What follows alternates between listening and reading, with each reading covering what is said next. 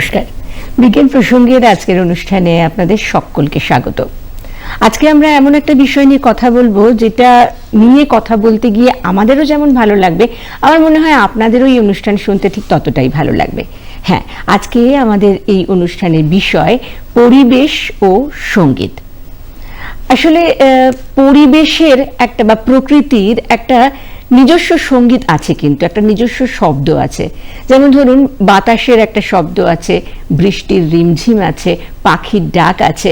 এই সব কিছু মিলিয়েই প্রকৃতি, এবং অবশ্যই সেই প্রকৃতির যদি একটা সুরের স্পন্দনে স্পন্দিত হয়, তার একটা ইতিবাচক দিক আছে, সেটা একটা আনন্দ এবং প্রাণের সঞ্চার করে। তাই এই বিষয়ে কথা বলবার আগে একদম অনুষ্ঠানের শুরুতে চলুন একটু ছোট্ট করে দেখে নিই এই পরিবেশ এবং সঙ্গীত।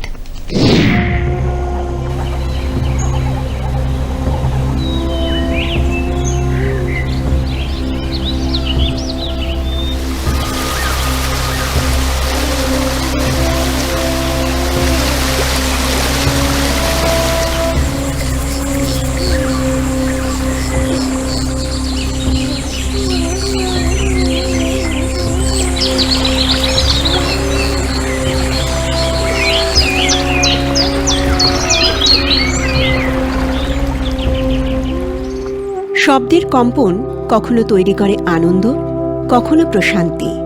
কিন্তু সঙ্গীতের এই কম্পন কি শুধু মানুষের মনেই প্রভাব ফেলে, নাকি তার প্রভাব ছড়িয়ে পড়ে প্রাণী ও উদ্ভিদ জগতেও?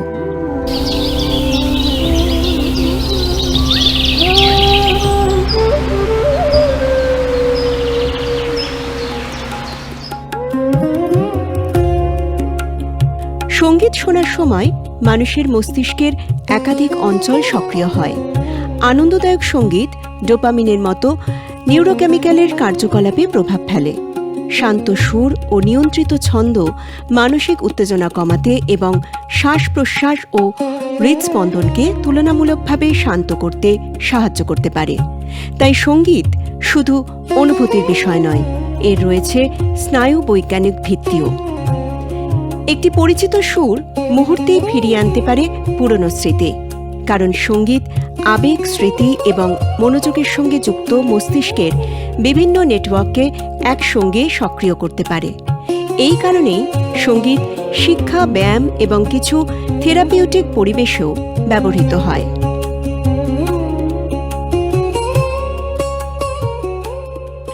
শব্দের জগৎ প্রাণীদের জন্য আরও গুরুত্বপূর্ণ। তাদের যোগাযোগ, সতর্কতা এবং পরিবেশ সম্পর্কে ধারণা সবকিছুর সঙ্গেই শব্দ জড়িত।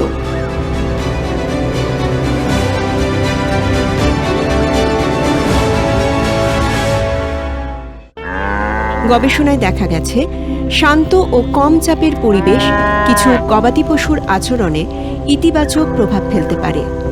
এমনকি কয়েকটি গবেষণায় শান্ত সঙ্গীতের সঙ্গে গরুর দুধ উৎপাদনে সামান্য বৃদ্ধির সম্পর্ক পাওয়া গেছে। তবে এই ফল সব গবেষণায় একইভাবে দেখা যায়নি। এবার আসা যাক উদ্ভিদ জগতে। ওদের কান নেই, তবুও কম্পন অনুভব করার ক্ষমতা রয়েছে। গবেষণাগারে দেখা গেছে, নির্দিষ্ট ধরনের কম্পন উদ্ভিদের কোষীয় সংকেত ও কয়েকটি জিনের কার্যকলাপকে প্রভাবিত করতে পারে।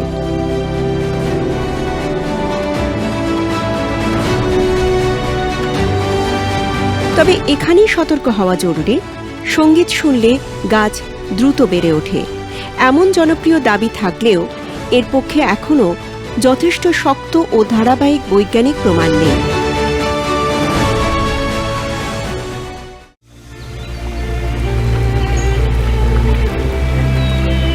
শব্দ ও কম্পনের প্রভাব নিয়ে গবেষণা চলছে। আসলে প্রকৃতি নিজেই এক বিশাল সঙ্গীতের মঞ্চ।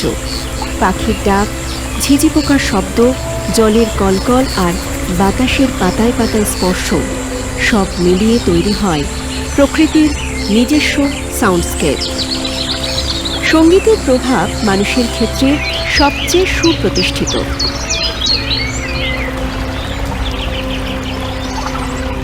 প্রাণী ও উদ্ভিদের ক্ষেত্রে বিজ্ঞান এখনও খুঁজে চলেছে শব্দ ও জীবনের আরও গভীর সম্পর্ক। একটি বিষয় অবশ্য স্পষ্ট, শব্দ শুধু আমাদের চারপাশে ছড়িয়ে পড়ে না, জীবজগতের সঙ্গে তার রয়েছে এক জটিল ও আশ্চর্য যোগাযোগ।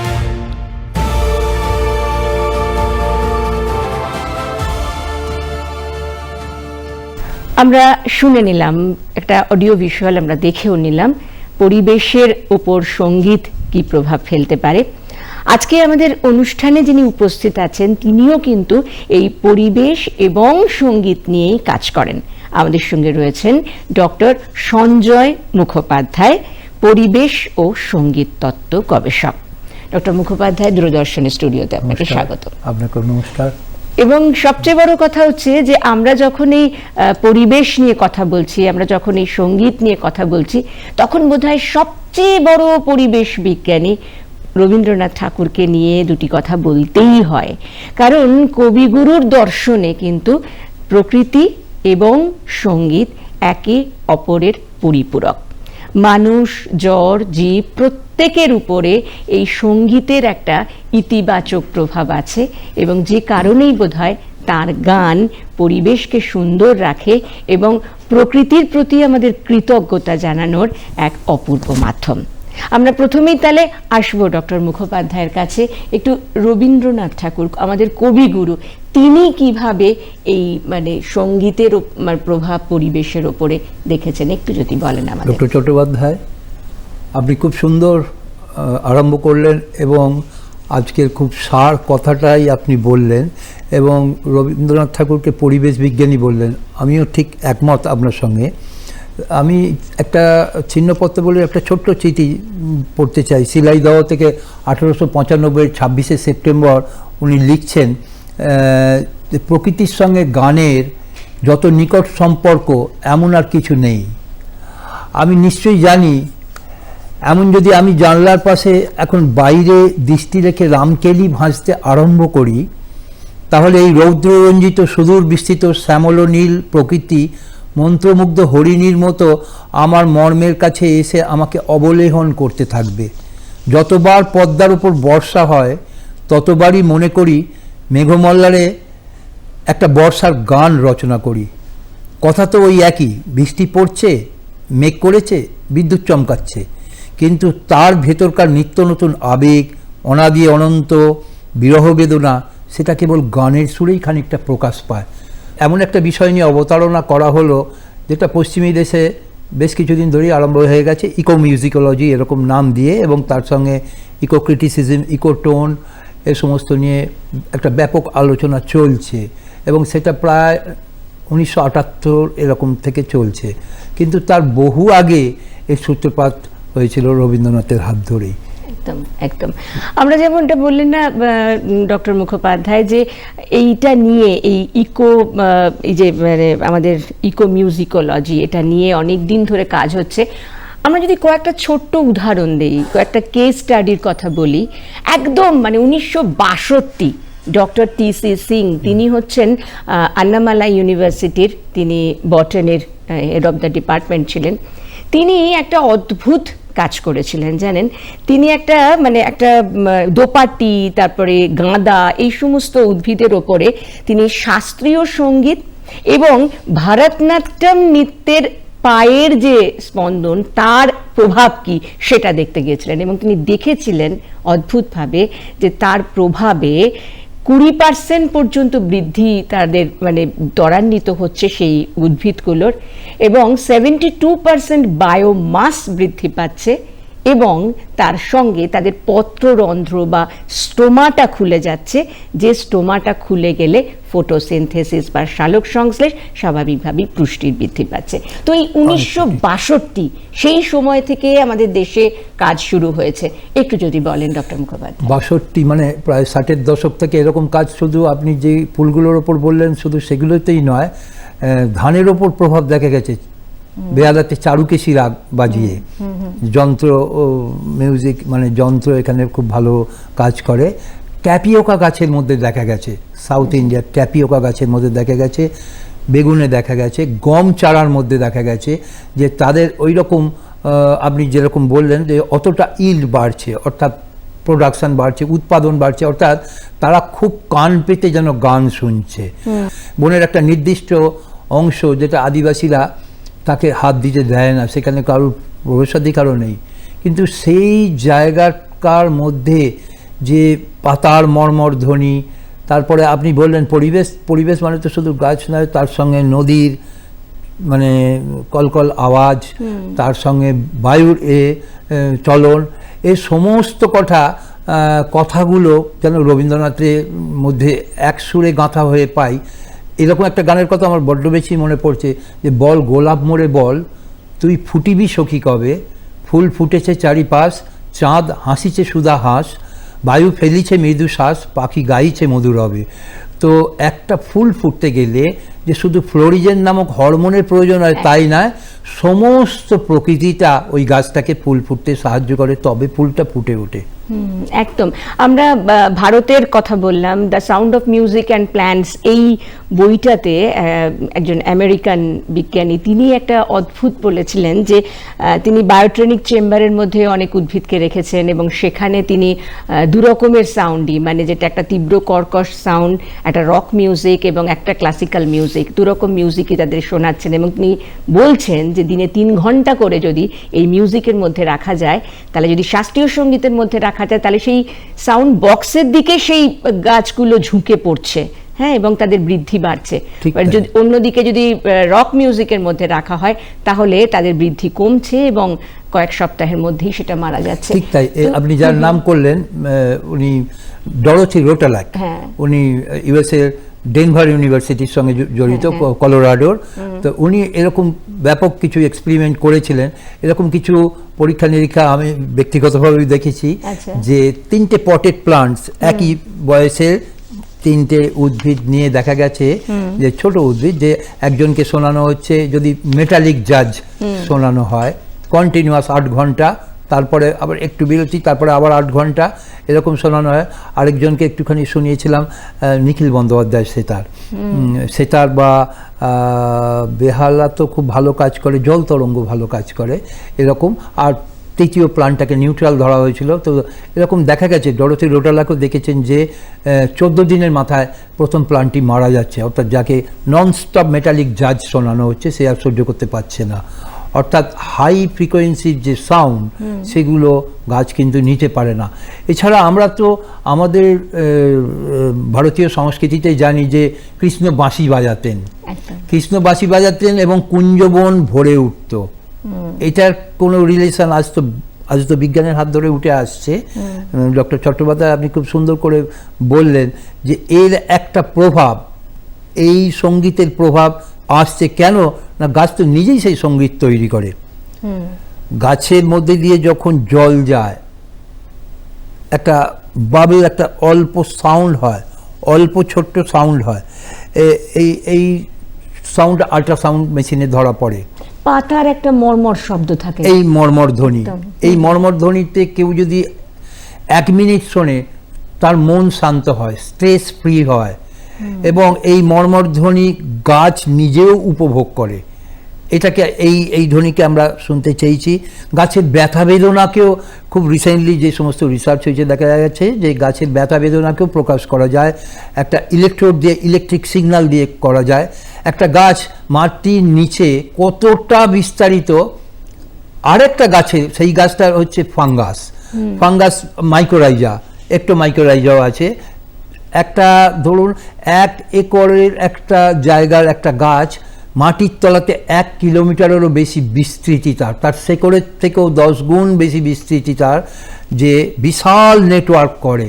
এবং এইটা বিজ্ঞানের হাত ধরেই এসেছে। একে বলে WWW, wood wide web. Wood wide ওয়েবে গাছ কিন্তু গ্রুপ চ্যাট করে। হ্যাঁ, আমি একটু মজা করেই বললাম ডক্টর চট্টোপাধ্যায় গ্রুপ চ্যাট করে, তার কারণ হচ্ছে বিভিন্ন ধরনের সিগন্যালের আদান প্রদান হয়। বেশি আলো পাওয়া গাছগুলো কম আলো পাওয়া গাছগুলোকে হেল্প করে। ওই মাইক্রোরাইজা যেটা একটা ফাঙ্গাস, তাকে সেই খেতে পায় কিন্তু মূল গাছ যে ফটোসিনথেসিসের দ্বারা বা সালোক সংশ্লেষে যেটুকু খাবার তৈরি হয় সেই শর্করা, তার বিনিময়ে সেই কিন্তু নাইট্রোজেন দেয়, সালফার দেয় সেই। এবং এত তার হাইফা বা এই সুতোর মতন, মাকড়সার জালের মতন, সে প্রত্যেকটা গাছকে ধরে একটা বিশাল সংসার বানায় এবং যেখানে একে অন্যের হাত ধরে থাকে। এই জন্য এটাকে বলা হয় WWW উড ওয়াইড ওয়েভ। এই উড ওয়াইড ওয়েভ বর্তমানে বিজ্ঞানের আলোচনা খুব বেশি করে আসছে। এছাড়া বায়ো অ্যাকোস্টিক্স, এবং আমরা সব থেকে বেশি করে বলবো যে আমরা ল্যান্ডস্কেপ নিয়ে ব্যস্ত বুদ্ধিমান মানুষ, কিন্তু যদি একটু শুদ্ধিমান হই তাহলে আমরা সাউন্ডস্কেপের কথা ভুলে যাব না। প্রত্যেকটা জায়গার নিজস্ব সাউন্ডস্কেপ আছে, একদম সিগনেচার টিউনের মতন। প্রত্যেকটা জঙ্গলের সাউন্ডস্কেপ আছে। আজ হঠাৎ করে উঠে যদি আমি পাখির ডাক না শুনতে পাই তাহলে কিন্তু আমি ভাববো যে আমার জীবনে বিপদ ঘনিয়ে আমাদের আসছে। চড়ুই পাখির সংখ্যাও অনেক কমে গেছে ঠিক কিন্তু। তাই ম্যাডাম, ডক্টর চট্টোপাধ্যায় আপনি খুব ভালো বললেন, চড়ুই পাখির সংখ্যা কমে গেছে। তার একটাই কারণ টেকনোফনি। আমরা ক্যাকোফনি জানি যে এটা ভারতীয় স্বাস্থ্যে এরকমও ছিল। আমি শুধু স্বাস্থ্যের যোগাযোগ এই কারণেই টানছি আজকে বিজ্ঞানের আসরে, যেরকম ছিল যে আমাদের সাত্ত্বিক আওয়াজগুলো খুব হারমোনিয়াস, কিন্তু তামসিক আওয়াজগুলো একেবারে ডিস্টারবেন্স, একটা ক্যাকোফনি। আজকে এই যে প্রযুক্তির উন্নতির ফলে, টেকনোলজির এই যে ঘর ঘর শব্দ, মানুষের চিৎকার, এবং শুধু তাই নয়, আজকে সঙ্গীতের মধ্যে সেই চিৎকার। যেমন রবীন্দ্রনাথ বলেছিলেন, পাশ্চাত্যের গানকে বলেছিলেন স্বজনের লোকালয়ের গান। আজকে সেটা কোলাহলের গানে পরিণত হয়েছে। আমাদের কিন্তু ছিল নির্জনের এককের গান। তা আজকের এই চিৎকৃত ধ্বনিতে হারিয়ে যাচ্ছে পাখির কমিউনিকেশনের ভাষা। ঠিক ঠিক ঠিক। আপনি খুব ভালোভাবেই বললেন যে চড়াই পাখি আজকে আর খুব কম দেখা যাচ্ছে। শুধু তাই নয়, কাকও খুব কমে গেছে। কমে এক্স্যাক্টলি। আমরা প্রাণীর কথায় যখন এলাম, উদ্ভিদের থেকে যখন প্রাণীর কথায় এলাম, আমরা আর একটা কেস স্টাডির কথা কিন্তু বলতেই পারি। যুক্তরাজ্যের ইউনিভার্সিটি অফ লেস্টারের দুজন বিজ্ঞানী, তারা আদ্রিয়ান নর্থ এবং ম্যাককেনজি, তারা দুজন কাজ করলেন গরুর ওপর। কিরকম কাজটা না, 1000টা তারা হলস্টাইন গরু তাদের উপর কাজ করছেন এবং তাদেরকে দুটো ভাগে ভাগ করেছেন। একটা ভাগ যাদেরকে তারা 100 BPM এর নিচে এরকম একটা ধীর শান্ত মিউজিক শোনাচ্ছেন, আর বাকি কিছু গরুকে তারা প্রচন্ড একটা রক মিউজিক শোনাচ্ছেন। দেখা যাচ্ছে যে তাদের, এবং কতদিন শোনাচ্ছেন না, 9 সপ্তাহ ধরে তারা এই এক্সপেরিমেন্টটা করেছেন, এবং দেখা গেছে যে যদি দিনে 12 ঘন্টা ধরে এই রকম মিউজিক শোনানো যায় তাহলে যারা ধীর শান্ত গতির আর কি মিউজিক শুনছে, তাই সেই সমস্ত গরুর মধ্যে দুগ্ধ উৎপাদন বাড়ছে। যারা রক মিউজিক শুনছে তারা উত্তেজিত হয়ে পড়ছে, তাদের মধ্যে দুগ্ধ উৎপাদন কমছে। আমরা তো দেখতে পাচ্ছি তাহলে উদ্ভিদের পর প্রাণীর অত্যন্ত মধ্যে যথার্থ আছে কথাটা। এবং এটা আমি ডক্টর চট্টোপাধ্যায় আপনাকে বলতে পারি যে কৃষ্ণের বাঁশি, এই বাঁশির সুরেতেও এটা হয়, কারণ বাঁশি আমাদের সব থেকে পুরনো যন্ত্র, মিউজিক্যাল ইনস্ট্রুমেন্ট। বাঁশির সুরে কিন্তু প্রোল্যাক্টিন বেশি খরিত হয়, দুগ্ধ উৎপাদন বেশি করে, এবং তারা খুব আরামে থাকে। আজকে কৃষ্ণের বাঁশির সঙ্গে তুলনা করা হয়েছে। এবং শুধু তাই নয়, এই বাঁশির সুর এক গাছকেও দেয়, তার বৈজ্ঞানিক নাম ক্যাসিয়া ফিস্টুলা, যেটাকে আমরা অমলতাস বলি বা কত ভাষায় বাঁদর লাঠি গাছ বলি। তারও টুইগে যে দেখা গেছে এই ধ্রুবপদ বা ধ্রুপদের যে সাউন্ড, আমাদের ক্লাসিক্যাল মিউজিক, সেটাও কিন্তু খুব বেশি করে বেড়ে উঠছে। তার স্টোমাটাল ওপেনিং, যেটা আপনি বললেন, স্টোমাটা পত্ররন্ধ্র খুলে যাচ্ছে, তার মধ্যে ফসফেট অ্যাবজর্পশন বাড়ছে, গাছের বৃদ্ধি হচ্ছে এবং খুব সুষম বৃদ্ধি হচ্ছে। বেশ, মানুষের মন সেটাও তো একটা পরিবেশ। সেখানেও আমরা বলি ওই ডোপামিন হরমোন যেটা সিক্রেটেড হচ্ছে, একটা ফিল ফ্রি, মানে একটা বেশ খুব ভালো লাগছে এরকম একটা অনুভব হচ্ছে। মিউজিক তো সেটাও কাজ করে। আপনি খুব সুন্দর বলেছেন ম্যাডাম। সেটা হচ্ছে এই হরমোনগুলোকে বলা হয় ফিল গুড হরমোন, এবং এরা একটা লাভ কোয়ার্টেটও বলা হয়। ডাইরেক্টলি একটা লাভ হরমোন আছে, এতদিন আমরা জানতাম না, সেটা হচ্ছে অক্সিটোসিন। সেটা একটা অ্যান্টিডাইউরেটিক হরমোন। অক্সিটোসিন কিছুটা ভেসোপ্রেসিনও, এছাড়া ডোপামাইন, এছাড়া সেরোটোনিন, যেটার কেমিক্যাল নাম 5-হাইড্রক্সিট্রিপটামাইন, এইগুলো কিন্তু ভেতরে খরিত হয়ে, খুব অল্প পরিমাণ খরিত হয়ে সারা দেহকে বিউটিফুলি একটা হোমিওস্ট্যাটিক ব্যালেন্স দিচ্ছে। আমরা জানি হোমিওস্ট্যাসিস শব্দটা একটুখানি খটোমটো হয়ে গেল, যে আমাদের অজান্তেই, আমাদের নিষ্ক্রিয়তাতেও বডিতে যে একটা সুষম সংহতি রক্ষা হচ্ছে, ওই ব্যালেন্সটাকেই আমি বলছি হোমিওস্ট্যাসিস। ঠিক, এবং সেইটা, এই 4টি হরমোন আমাদের কিন্তু স্ট্রেস হরমোন, যেটা কর্টিজল কমিয়ে দিয়ে আমাদের মানুষের মনকেও কিন্তু ওই পরিবেশের মানে অনুযায়ী গড়ে তুলছে, বা পরিবেশের পরিবেশ সহায়ক করে তুলছে। একদম, কোনোটা মস্তিষ্কের কোষ থেকে, সেটা ডোপামিন সেরোটোনিন হোক, কোনোটা হাইপোথ্যালামাস থেকে অক্সিটোসিন বা অ্যান্টিডায়াবেটিক হরমোন হোক, এগুলো আমাদেরকে আমাদের দেহকে যেরকমটা ডক্টর মুখোপাধ্যায় বললেন একটা হোমিওস্ট্যাসিস বা একটা ব্যালেন্স মেনটেন করছে। আমরা বললাম যেগুলো মানে ভালো বা খারাপ। শব্দ দূষণ, এখন চারিধারে যে শব্দ দূষণ হচ্ছে, সেই শব্দ দূষণেরও কিন্তু একটা বিরাট প্রভাব পড়ছে আমাদের উদ্ভিদ জগৎ, প্রাণী জগৎ এগুলোর ওপরে। যারা আমাদের একটা মানে নোয়া, national oceanic and atmospheric administration, তারা কাজ করছে এটার ওপরে। তারা বলছে যে জাহাজের শব্দ বা তলার মানে যদি কোনো মানে সমুদ্রের তলায় যদি কোনো শব্দ তৈরি করা হয়, ডলফিন, নীল তিমি এরা নিজেদের মধ্যে যোগাযোগ করার জন্য একটা শব্দ তরঙ্গ তৈরি করে, সেইটা ব্যাহত হচ্ছে এবং যার ফলে অনেক অনেক সামুদ্রিক প্রাণী তারা পাড়ে আসছে এবং আমরা মৃত পাচ্ছি। এই শব্দ দূষণের এফেক্টটা কিভাবে প্রাণী জগৎ বা উদ্ভিদ জগতের উপর পড়ছে? আপনি তো খুব সুন্দর করেই একটু ব্যাখ্যা করলেন। আমি খালি একটু অ্যাড করব যে আজকে যুগটাকেই বলা হচ্ছে এই জন্য অ্যানথ্রোপোসিন যুগ, অর্থাৎ ভীষণ বেশি অ্যানথ্রোপোসেন্ট্রিক চিন্তাভাবনা, যে সবাইকার সব কিছুর কেন্দ্রে যেন মানুষ, কিন্তু তা তো ছিল না।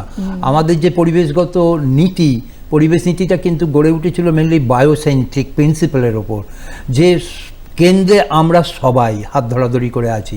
আজকে বোধহয় সেখান থেকে বিচ্যুত হয়ে গেছি বলেই মানুষের এত অ্যাক্টিভিটি বেড়ে গেছে যে জলের নিচেও তিমি মাছ, তিমিঙ্গিলও কিন্তু ঠিক করে থাকতে পারছে না, তারা তাদের পরিবেশ খুঁজে পাচ্ছে না, এবং তা কিন্তু শুধু মানুষেরই জন্যে।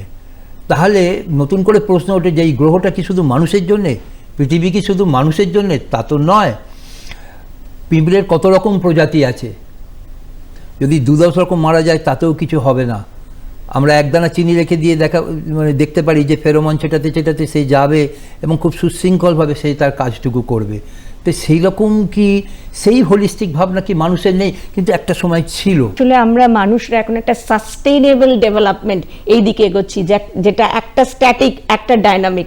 একটু যদি বলেন যে আপনি একটুখানি অবশ্য বললেন যে মানুষ ওই সাস্টেনেবল ডেভেলপমেন্টের দিকে তাকাতে গিয়ে কিভাবে পরিবেশকে নষ্ট করছে এবং সেখানে সঙ্গীত কিভাবে একটা ইতিবাচক প্রভাব ফেলতে পারে।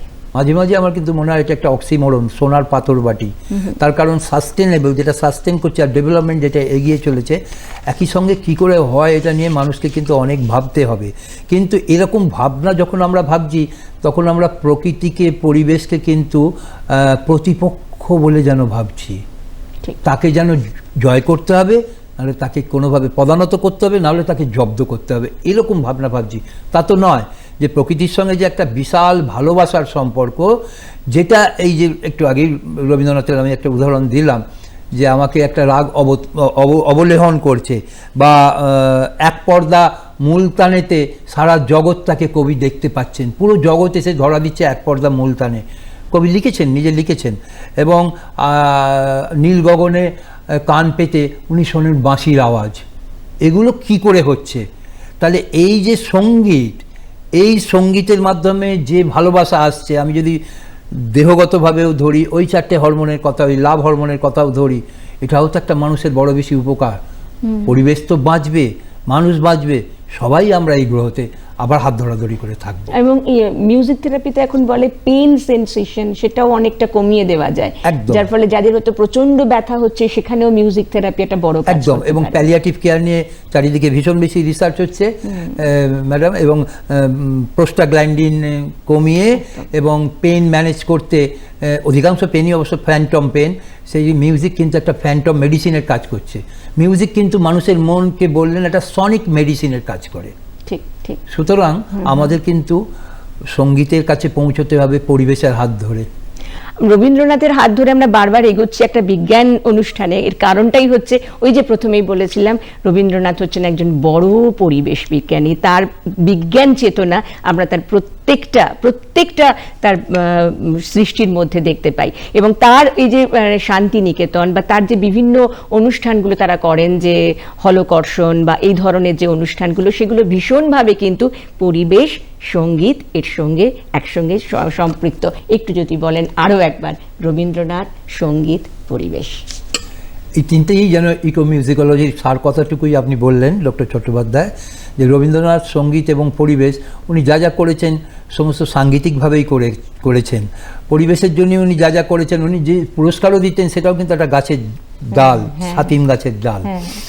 এবং ওনার সমস্ত কিছুর মধ্যেই একটা সবসময় একটা বড় সঙ্গীতের আয়োজন থাকতো, যে সঙ্গীত কিন্তু শুধু কানে শোনার নয়, অনুভব করার।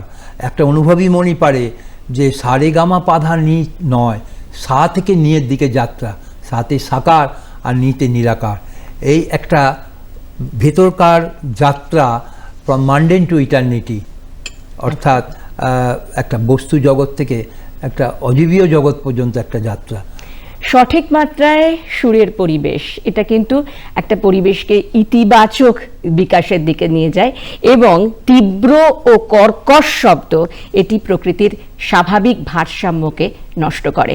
আজকে আমরা অনুষ্ঠানের শেষে বোধহয় এই কথাটাই বলতে পারি যে পরিবেশ এবং সঙ্গীত একে আরেকজনের ওপরে হাত ধরে এগিয়ে চলেছে, এবং সেটাকে সুন্দরভাবে এগিয়ে নিয়ে যাওয়ার দায়িত্ব সম্পূর্ণভাবে আমাদের। অনেক ধন্যবাদ আপনাকে আমাদের অনুষ্ঠানে আসার জন্য। ধন্যবাদ আপনাদেরও।